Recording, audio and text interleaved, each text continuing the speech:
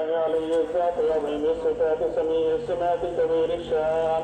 جليل القدير في ذكر مطاع الامر جلي البرهان وخيم الاسم عزيز العلم عظيم الحلم كثير الغفران جميل الثناء جزيل العطاء مجيب الدعاء عميم الاحسان سريع الحساب شديد العقاب أليم العذاب عزيز السلطان ونشهد أن لا إله إلا الله وحده لا شريك له ونشهد أن سيدنا ومولانا محمدا عبده ورسوله المبعوث إلى الأسود والأحمر المنعوت بشرح الصدر ورفع الذكر وصلى الله تعالى عليه وعلى آله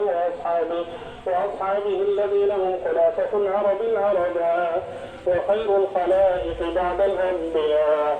أما بعد فيا أيها الناس وحدوا الله فإن التوحيد والسلطان واتقوا الله فإن التقوى بداية الحسنات وعليكم بالسنة فإن السنة تهدي إلى الطاعة ومن أطاع الله ورسوله فقد رشد واهتدى